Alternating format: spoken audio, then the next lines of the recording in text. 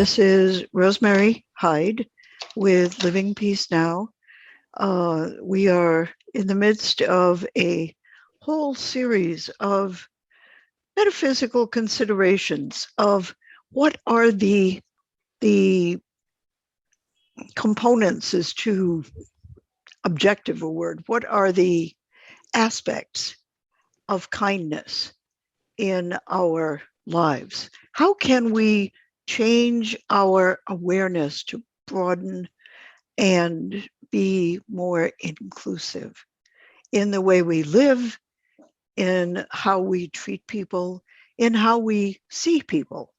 And today's topic is humility, which I confess before this book I would never have thought of in the same sentence with kindness.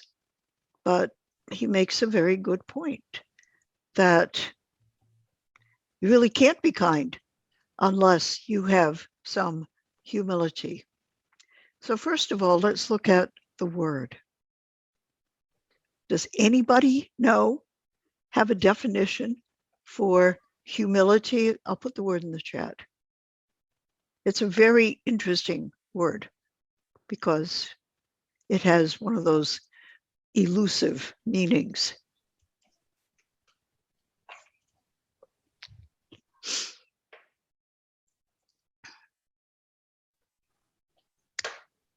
So who wants to take a stab? Yeah, to be humble. Okay, that's a nice circular definition. Uses the same word, but can we sort of break into that? And what does that mean? I didn't understand it until I was getting old. My thoughts about it as a young person, I wasn't very humble, and I didn't really understand what it was about. I knew it was supposed to be good. Modesty. What? To be modest. Okay, that's a nice word. Modesty. Mm-hmm. That's good. Yeah, also. And from what I got from the reading, and didn't understand it either until the chapter. Modesty, and I guess in my terms, how full of yourself do you think you are? We all, it's good to think positive of yourself because you need that. But when it goes a little too far, when people says that person is really full of themselves. That is a good American expression to become familiar with. When people are full of themselves, they're not humble. Right. And it's not about who they are, but to me, what they are. I've accomplished this, and I have this, and I have this label, and I'm known for this, and I'm known for that. But that doesn't speak for who you are. Right. So another word that comes to me when you say all that is that they're self-centered. That's, to me, is a good synonym for full of themselves, which you're much more likely to hear somebody say they're full of themselves, which means that, they loom large in their own perception of, they see themselves as huge and the world as tiny and far away. and more so other people, they look down on others. Okay, you're not on my level. Right. So what is the opposite word of, full of themselves is opposite of being humble. Yes. But in normal vocabulary, what is the word that we generally use as the opposite of humility?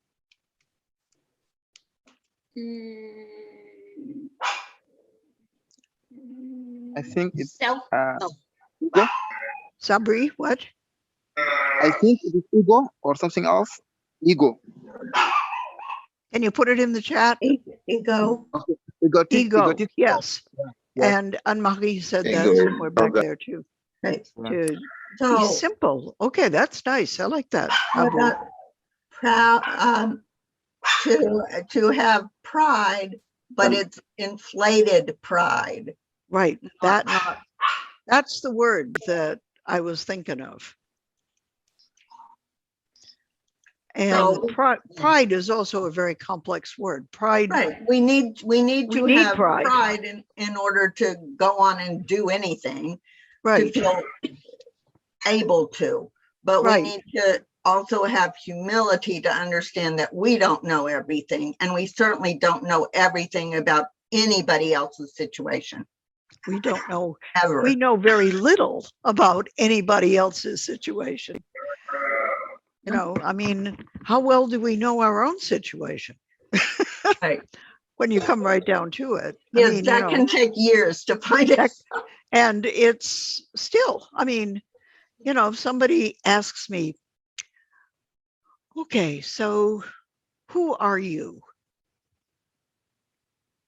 I mean, it would take me a long time to think of an answer, because on the physical level, yeah, I know the answer. I'm Rosemary. I was born in Rhode Island. I lived in France, yada, yada, yada, yada, yada. But that's not really who I am. That's the outer circumstances of the life that I've lived, a couple of them. Yes. And from the level of soul awareness, which is the word that Anne-Marie put into the chat, that's not who I am. And in fact, as I share my ideas with other people, I keep making discoveries, new discoveries about who I am. I keep, you know, becoming more aware. So I don't know everything about who I am by any means, never mind who anybody else is. So humility says, the word implies that we are not full of ourselves, that we see ourselves as one person in the world among everybody else. And we're no more important, we're no more special than any other person, but every person is special without spilling it. And he was glad that he had trusted to Emilio, learning about, because Emilio felt of very everyone. Proud and happy. It's that he was able. There were a couple of good stories in the chapter. Have you known anybody that was really humble ever? And all of us, you know, people trust us. Well, Mother Teresa? But when they do, that's interesting. Okay. That's a very good answer. Meet their expectations. We want to Mahatma Gandhi. make them happy. Mahatma Gandhi, that's whatever your definite possibility is. Yes, Mother Teresa, Mahatma Gandhi. There's a lot of trust in that. Albert Schweitzer.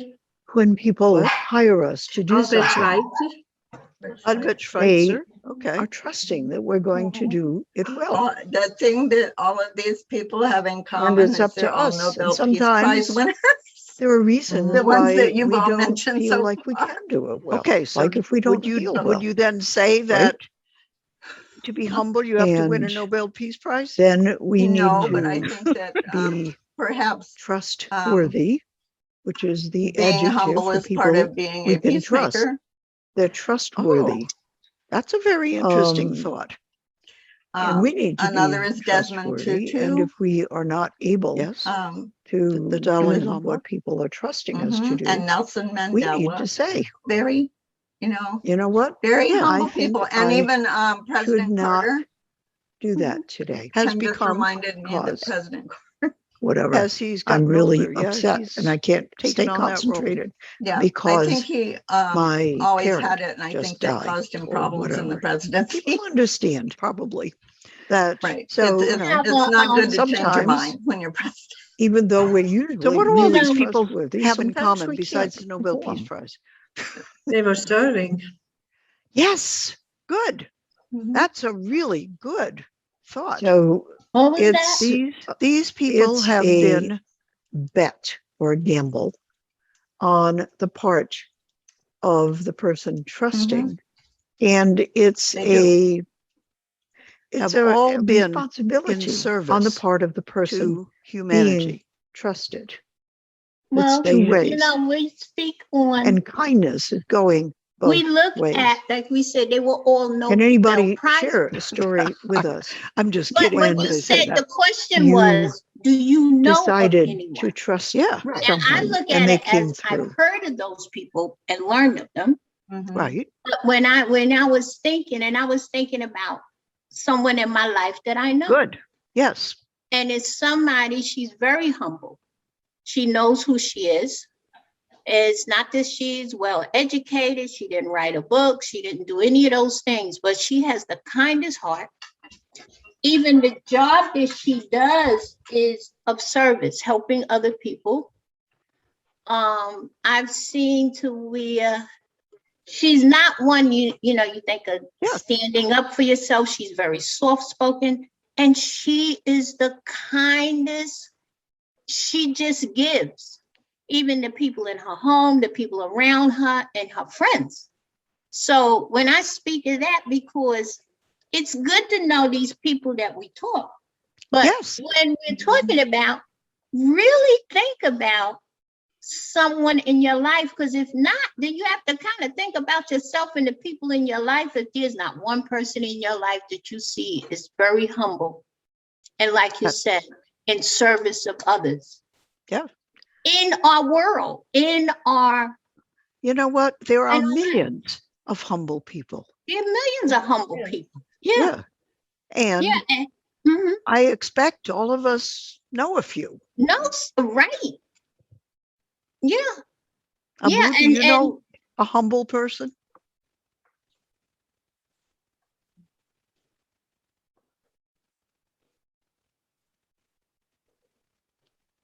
Abu? Sorry, I didn't hear the question. What was the question? Do you know a humble, kind, serving person? Yes, I know some people who are like that. They are humble and they are serving others everything they have. They are here for people, not from themselves. If you need from them, they will let everything that they were doing to come to assist you or even to help you. We have Right. a lot of them in here in Senegal, yes. Mhm. Mhm. There are a lot of them every place. Yeah. And, you know, to be aware of humility and how great an attitude that is. Now, it's interesting because people who always serve other people who are not taking care of themselves, that's not humility. Humility is to know yourself, to know what you need, to know what is yours to do. That's a really interesting concept. What is mine to do in this situation? There are some situations where there really isn't anything that's ours to do. Like yesterday, when my daughter said, okay, both boys have symptoms, and the older one has been given a COVID test. Okay, I was disappointed, right? Because I was expecting them to have them all at my house for the holiday. And that meant nobody was coming to my house. What was mine to do in that situation?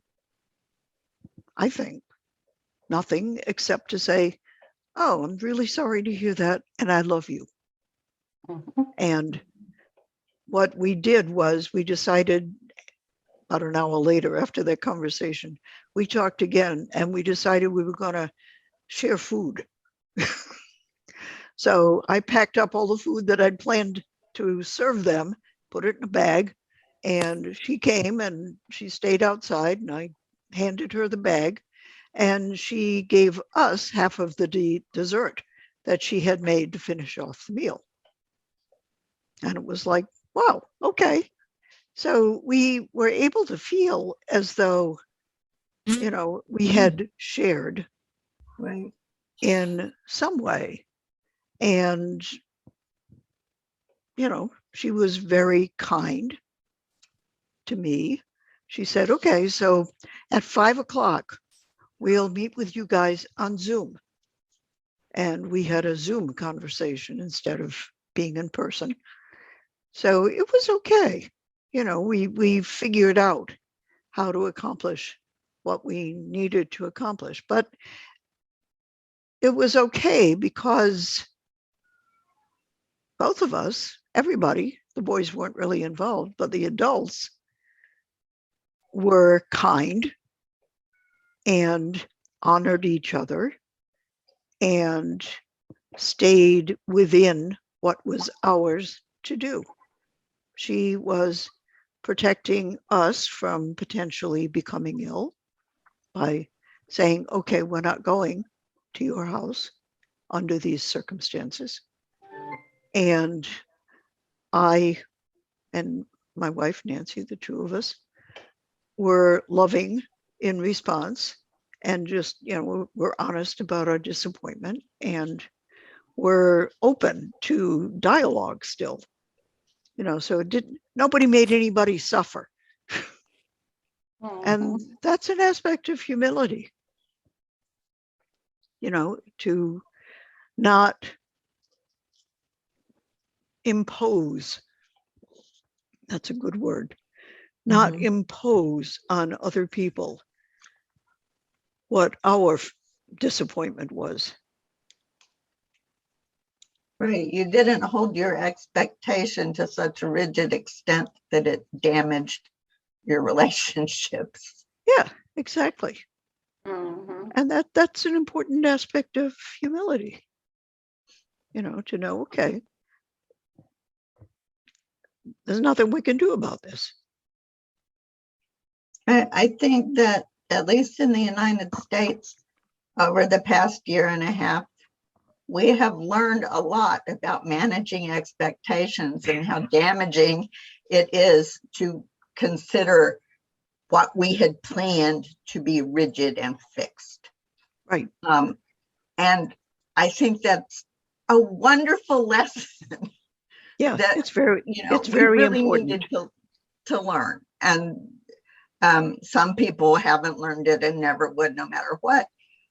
But the people that matter in my life that I'm sharing with, we've all managed our expectations to allow the other to say, I'm a little uncomfortable doing that yet. So, right. You know,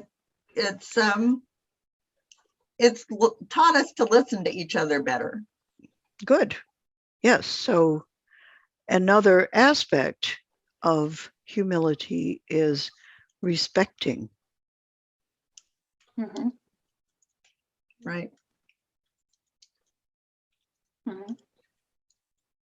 To honor and respect and, you know, still be positive about the other person, even in a disappointing situation.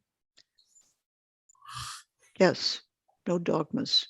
And that is an absolute truth, that in life there is no one right answer. There are many. I mean, almost anything that we do will eventually lead us to a positive outcome. It'll take longer. It'll be a bigger detour. Yeah, it's like on a road map. Yeah, There may be 15 different ways to get to the same place. that's correct. And they all work. Yeah. So, okay, if I choose this one and you choose that one, okay. It's okay. We don't need to judge people negatively because they chose a different road. Every human being has his or her own truth. Yes. Oh, it's, yeah. Yeah, it's okay. Ist, It okay. should be it's ITS. But Yes. Your I was a spelling bit quick. your spelling was reversed. You had a typo. Yes, it's every human being has a proper path for that person. Pronouns in English are not our friends. I am, Tasmia, hi, good to see you. And Asma, good to see you as well. Yes, welcome. We are talking about humility. And if you look at the chat, there's a lot of words that we've used. Each one of us has our bit of truth with a capital letter, but no one person has it all. So the more people's little spark of truth that we honor and pay attention to, the more of the whole truth we experience and we discover. So yes, we welcome Tasmia from Bangladesh and Asma. Where are you from, Asma? Are you from Afghanistan? She's from Egypt. Egypt. I'm from Okay, Egypt. thank you. Good. So we have quite an international representation here. Okay, so there were a couple of stories about kings in this chapter, which I think, were interesting illustrations. One of them was an Afghan story. And they also suggested the film, The Last Emperor. It's a good. I don't remember when that film was made. It's not a brand new film. I don't know if, does Old one. anybody know? I think I Very don't old know. one. When did it come out? Probably in the 1990s. So Okay, it's been a while. it's been a while. Yeah, I agree. Um, But the citation of that film in this context is interesting. I mean, I always enjoy going back and seeing again a film I probably saw when it came out. And in this case, it's a film about a Chinese emperor at the end of an empire. Let's see, who has the book that can read? Okay, on page 147.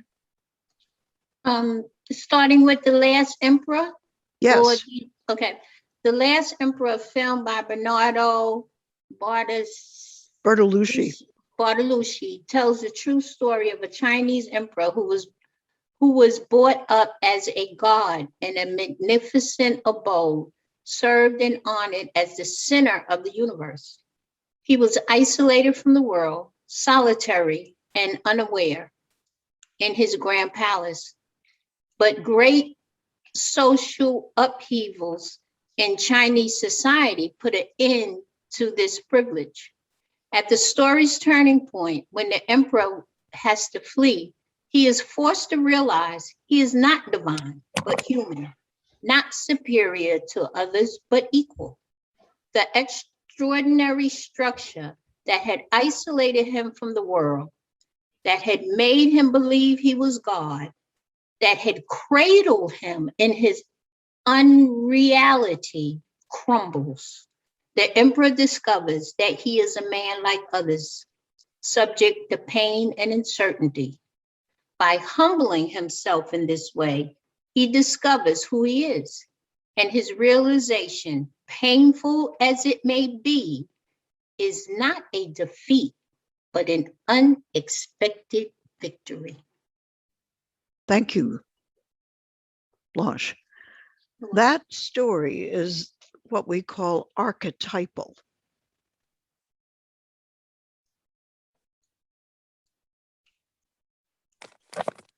It's a story of all of us, because we have all, we weren't raised in a palace and told we were God. But in some way, we have thought we were special. And, you know, we have experienced humbling by things that have happened to us. You know, for me, for instance, I became a nun when I was 16. And you know what? 3 years later, they kicked me out. And be happy, yeah. Well, it took me a long time to be happy because I had my heart set on that. And they didn't do it kindly. They really did kick me out. They told me, okay, you are not suitable. We have called your parents. Be ready, be out there in an hour and be ready to be picked up, and don't contact any of us again, ever. So it was a little bit of a shock. It was a big shock, actually. And I mean, you know, I went through therapy and all kinds of stuff. It took about 10 years to really work through that. I experienced as a tremendous humiliation. I failed. Oh my gosh. That was a big failure. It was very public. But I learned from it. You know, I got a much better idea of who I really am and that was just one of several failures throughout life, all of which have been painful. But from all of them, I have learned more. You know, I have been in a really deep depression with a lot of things. And what I got yesterday, and it's so funny reading them, because I didn't even do the chapter until this morning, right? Before coming on, I want to be honest with you. But talking about thinking of yourself more and humble, and how I relate to the emperor and what I was going through, one aspect of my life, because there's things I'm still dealing with physically, is with my daughter. And I was trying to get in contact with her for the holidays, and she's not answering me. And I know I messed up last month, and I'm trying to get that thing back. And then I was mad, well, I'm her mother. And I had this thing of, I'm the mother, and she should respect that. And regardless, and even before this happened, and then yesterday, because there were a couple of other mothers there who had children that they didn't hear from anymore. You know, one, my niece, she didn't even know her son was living in another country, and then he was back. And I said, well, do you talk to him? Another was like, well, when my daughter does call me, it's just superficial phone calls. And I said, but is there guilt? Is there this? Do you feel? And they're like, no. They said, because, and down to what we're saying here, knowing who you are. They said, no. I accept the mistakes that I made raising my children. I'm not ashamed of them. Whatever, I accept it, and I accept who I was as a parent, and I respect and accept how they feel. And it was like something came over me and said, that's what I'm not doing. I'm like, wait a minute. We talk about don't have toxic people in your life. I said, and that's what she's doing. She's protecting herself, but yet I'm drinking the poison and I'm the one with the bellyache because I want to be the mother. Yep. And I had to, and I humbled myself. And I was even sharing earlier with my sister, my other sister, how I said, shoot, I threw that thing over the bridge. I was a mother. I was a great mom, not a great mom. I did my job. I am who I am. She's an adult. Yep.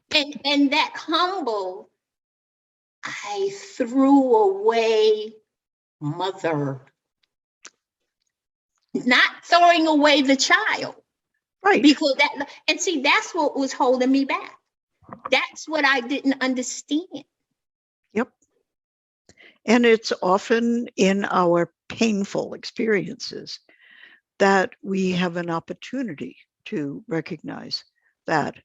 Personally, I think being a parent is probably the most humbling experience that humans have, one of them, because I mean, I remember being a parent and thinking I was doing it perfectly. My daughter doesn't think so. Yeah. And it Oh. feels good to throw away that title. What does mother need? Why was I holding on to that? Well, you're right. Well, I don't have So- a bellyache with that one anymore. Good. Yay. That's a milestone. Yeah, I think growing up, my daughters had so many other friends whose parents would tell them why they had to do something was because they're the mother and they said so. And they came home and said, I'm glad you don't tell us that. I said, well, I don't tell you that, but I often think. That's being honest. But, you know, it's like, no, I don't tell you that because by the time I know what action you've taken, me telling you that we'll just fix whatever the problem is. Right. If I say you shouldn't have done that because I'm your mother and I said you shouldn't do that, Well, that's yeah, just for my benefit. That doesn't help them at all. right. And mothers years ago often said, Oh, yeah, no, because that I was- said so. The reason And- I didn't do that to my daughter was because my mother continuously did it to me Yes, exactly. I Me mean- too. till she was 90 and I was 63. I mean, continuously did. Yeah, that was Anyway. about how old I was when my mother died. And she was still trying to make me do what I hadn't done when I was 16. Yep. You know, And yeah, so very proud of you, Blanche. Very proud yes, because you Yay. will feel so much better. I do. Now it's almost like I can handle the other stuff that's hard for me to handle. And I'm like, well, shoot, this is the best thing in the world. And it made, because I'm dealing with a lot of other serious stuff, Yeah. but Yeah, that was such a relief yes. yesterday, what I all you- learned. All you guys who haven't had kids yet, you can think of your parents who at some point very soon, if they haven't already, will start to experience this when they realize, oh, maybe I wasn't such a good parent after all. And someday you will also, hopefully, have that experience. Being a parent has a lot of rewards, but it Yeah. also teaches us a lot. And you can only learn, you know, a little bit in that amount. You don't have very long to learn Right. a whole lot. That's right. Yep, we're still busy at it. So- You mean being a parent can help you to be humble because parents Oh. sacrifice for the sake of the children and neglect themselves to help their children nurture and survive? Well, yeah, As long as you don't neglect yourself to the point that you don't survive. Yes, it's very important to take care of yourself so that you can take care of your children. if you ever get on an airplane, Mhm. there's this orientation that Mhm. the stewards give you. And one thing it includes is they tell you about that if the pressure in the cabin isn't right, you'll have an oxygen mask drop down in front of you.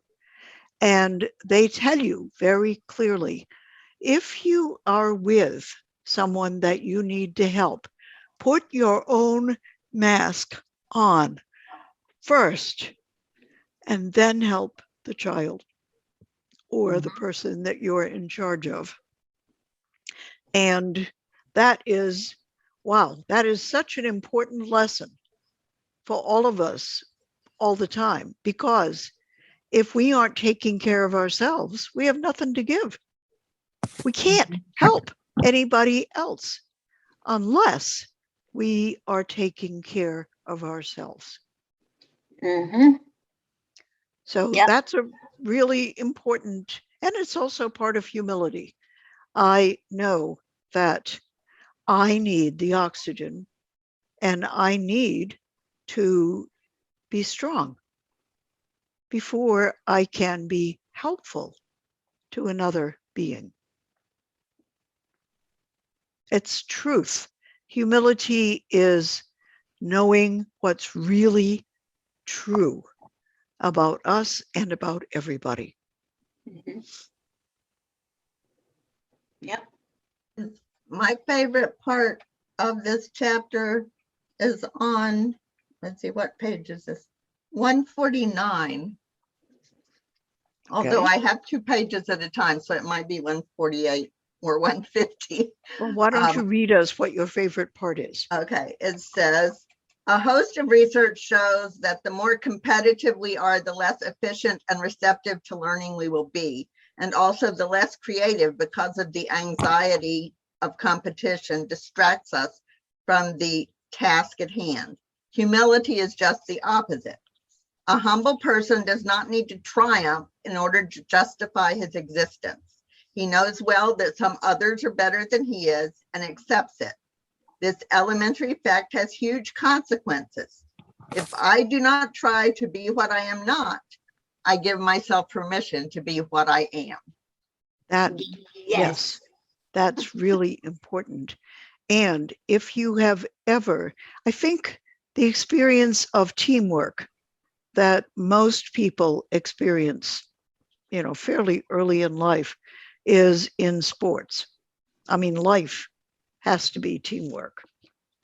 But as a sportif, as a person on a team, it's really important for everybody on the team to know what they do really well and who on the team does everything that the team needs really well, so that they know how to assist each other to be in the best position to do what they do well when the time comes that they need to do it. That is the definition of a highly successful sports team or work team or corporation or mosque or spiritual community of any kind, or, any human enterprise to be done really well needs to be teamwork. And that's where humility is really important, that you know what you do well and you work on doing it beautifully. And you honor the gifts of everybody else on your team so that the team does a wonderful job of whatever it is theirs to do. When you talk about that, I think about, because I think the team, we don't look, when you said it, thinking about family. Now, as dysfunctional as my family is, I remember even in counseling, I had a new counselor and we were talking. I said, but I know my role in my family. I said, and I went through everybody and I said, I know my role. I know, because she wanted me to do this role playing thing to deal with some issues. I said, yes, that's true, but I also know. So when you were saying that everybody has a job, everybody knows what they do. And like I said, we may be wrong, but we know. When my mother needed to be taken care of and my sister was there, I was just there to assist. When we left the emergency room that night, after she passed, now my sister was there for years, I was there. She said, okay, Blanche, you made the phone calls. She said, now, because I always took care of my father's business. And the roles switched so smoothly. No one in the family questioned it. No one asked why, because a lot of times in passing in the family, there's arguments. Well, why are you doing that? And this one's doing this and this one. And I want to do that. And like I said, we may be dysfunctional, but even in the family, there's some people, and to be able to recognize this person does that well. This person does this. This is the person. Yep. Yeah. And families are one of the human communities A community. where when the people are humble, everybody helps to make it work better. Mhm. That's It's been like true. who makes the best potato salad. That's been true in my family too, pretty much. And it's very helpful. Yeah. But I didn't Tasmia, even think about that till you said that. yep. Tasmia, you have something you want to?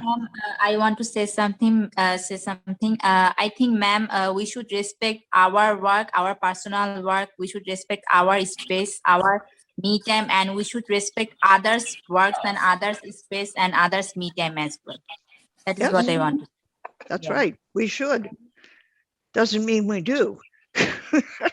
Yeah. But yeah, that's true. That's the ideal. And that's what we're working toward. That's peace. Peace. That's an important aspect of being at peace. And that really, kind of digs down a little bit below the surface to how humility is a form of peacemaking. Yeah. Okay. Never, ever, ever. Anybody got any final words before we end the session? Okay, I have a question I'm putting in the chat. I'll okay. just say it. I prefer a cooperation model rather than a competition model of life. This doesn't work well in the United States of America. So I'm wondering where in the world would such a model work? I get the impression is Abu isn't still here, is he? He's had trouble, internet trouble. My impression is that his family, at least, does that really quite well. That he lives in a collaborative environment that's quite peaceful. So that's one answer.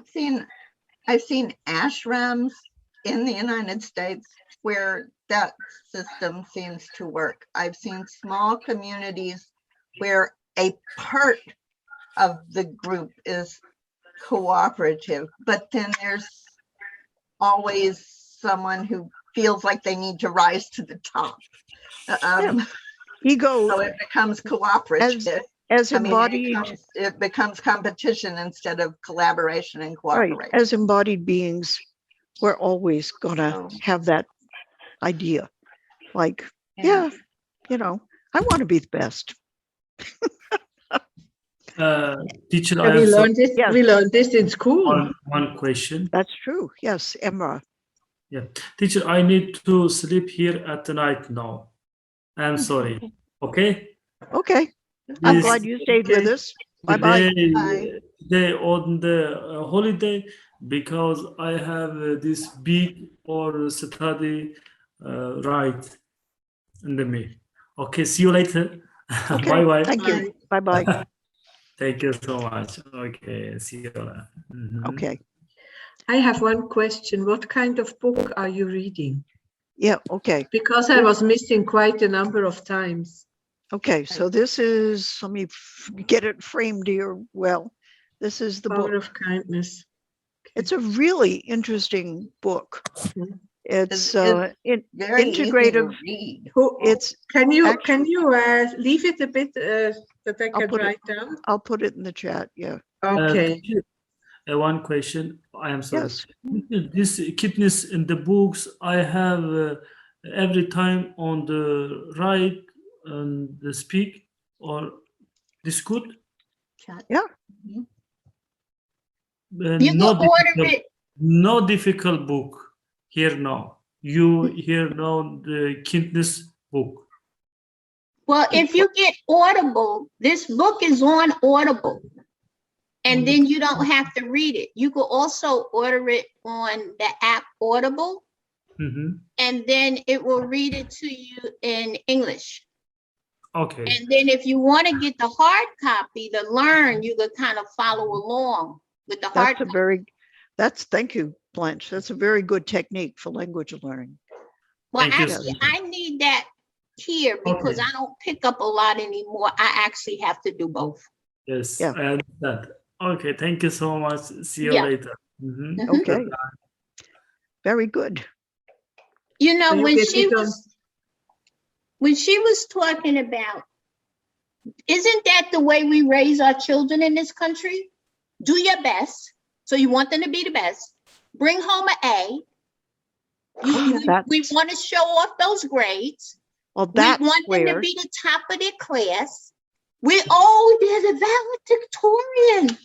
but they got everybody can't be the top of the class. But every parent wants their child because That's my weird. daughter, my youngest granddaughter, she was failing the end of the grade test. She's an intelligent girl. They had her in this special school where they just taught so much and it was going to be brilliant. So she brought her to me and said, Mom, we have to pass this test. These are the books. I closed the book.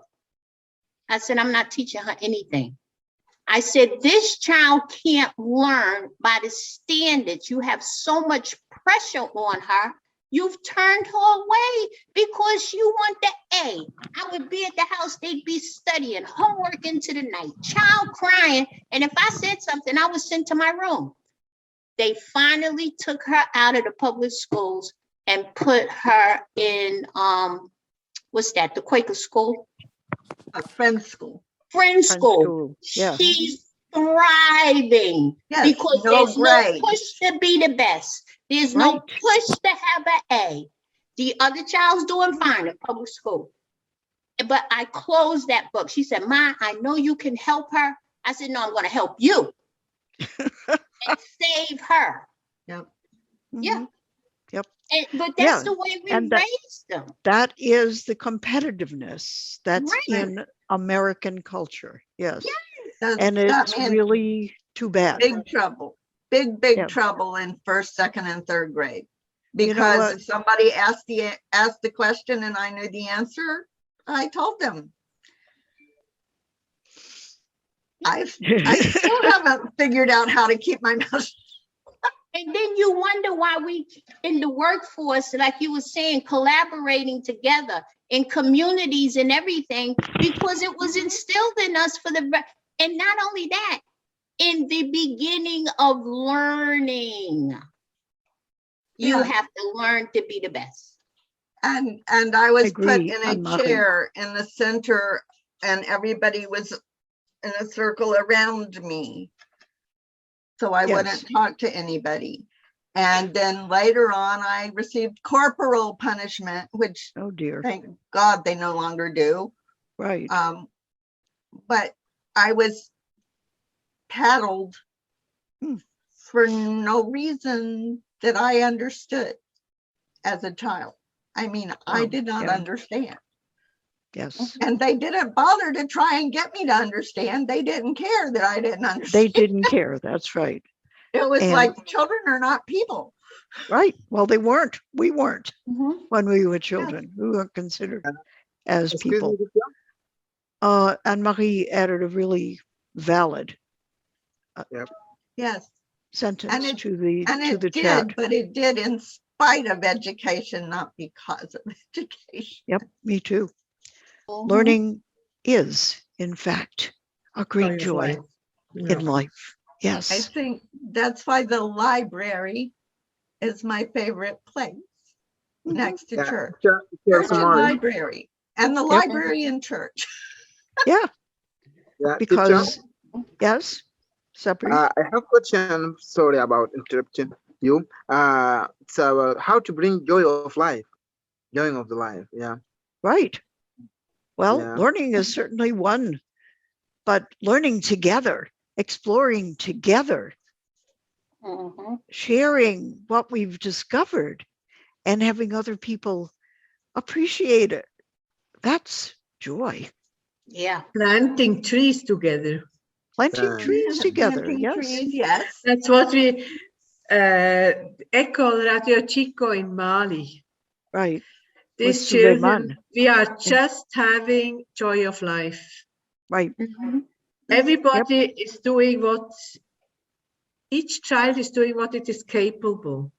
Right. And each child has something where it is bright. And together they are just enormous. Yes. Right. And that is for all of us, not just for kids, but for everybody, Yeah. even when we're old. Yes. Sharing That's what we what know. brings joy to our Sharing lives what we know and learning what others know. and doing something positive together. And you know what can bring joy too? And I'm thinking we started this term, the whole space with someone. And the Interesting. joy of just the whole space, because you're not judging the person. You're not helping them to solve anything. You're not doing, it's just a peaceful two people accepting. You're not judging. You're not, Right. you're just holding space with what they are. And that could be the most humbling thing, because you don't come back with it messing with your own head, because once you get up, you left it there and that person had someone, Right. You're supporting each other. just And supporting each other. And it can be in bigger groups than two also. Yeah. Yeah. Yep. Mm-hmm. Yeah. That's friends just getting together, having a good time. I look back, I know I was going through a time in my life when I was going through, and once you get older and you moved around, and I remember telling my sister, I said, I need my girls. Where are my girls? Thinking about in that younger life when you'd go through stuff and nobody judged, and you just got together, maybe over a glass of wine or just laughing and sharing what everyone is going through and getting up as friends and knowing someone supported me, not changed it, not giving me anything. And I was looking for that when I got older. I'm like, Yes. where did it go? Yeah. And that's such a humbling and such a loving Yes. thing. Yeah. Yep. Okay. On that wonderful note, I'm going to end the formal class. I'm